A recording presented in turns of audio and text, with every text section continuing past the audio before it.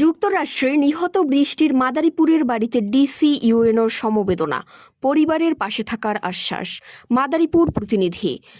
যুক্তরাষ্ট্রের ফ্লোরিডা অঙ্গরাজ্যে নৃশংস হত্যাকাণ্ডের শিকার বাংলাদেশি শিক্ষার্থী নাহিদা সুলতানা বৃষ্টির গ্রামের বাড়িতে গিয়ে শোক সন্তপ্ত পরিবারের প্রতি সমবেদনা জানিয়েছেন মাদারীপুর জেলা প্রশাসক মর্জিনা আক্তার এবং সদর উপজেলার নির্বাহী কর্মকর্তা অদিয়া শাবাব। সোমবার দুপুরে তারা মাদারীপুর সদর উপজেলার খোয়াজপুর ইউনিয়নের চর গোবিন্দপুর এলাকায় বৃষ্টির বাড়িতে যান। সেখানে বৃষ্টির স্বজনদের সঙ্গে কথা বলে পরিবারের খোঁজ খবর নেন এবং প্রশাসনের পক্ষ থেকে সর্বাত্মক সহযোগিতার আশ্বাস দেন। এ সময় বৃষ্টির চাচা দানিয়াল আকন, হেদায়েত আকন, মোহাম্মদ ওবায়দুর আকন, খোয়াজপুর ইউনিয়নের প্যানেল চেয়ারম্যান মাসুদুর রহমান, ১ নম্বর ওয়ার্ডের ইউপি সদস্য বাদল ব্যাপারী সহ এলাকার গণ্যমান্য ব্যক্তিরা উপস্থিত ছিলেন।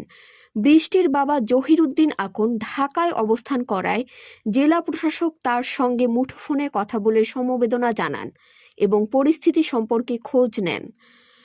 জেলা প্রশাসক মর্জিনা আক্তার বলেন, যুক্তরাষ্ট্রে নৃশংসভাবে হত্যার শিকার বৃষ্টির ঘটনাটি আমাদের সবার জন্য অত্যন্ত বেদনাদায়ক। বৃষ্টি আমাদেরই সন্তান, তার এমন মৃত্যু গোটা সমাজকে ব্যথিত করেছে। পরিবারটির পাশে আছি, এই বার্তা দিতে আমরা তার গ্রামের বাড়িতে এসেছি। বৃষ্টির ব্যবহৃত ব্যক্তিগত জিনিসপত্র যেন তার পরিবার ফেরত পায়, সে বিষয়টিও প্রশাসন গুরুত্ব দিয়ে দেখেছে, কারণ এসব স্মৃতি পরিবারের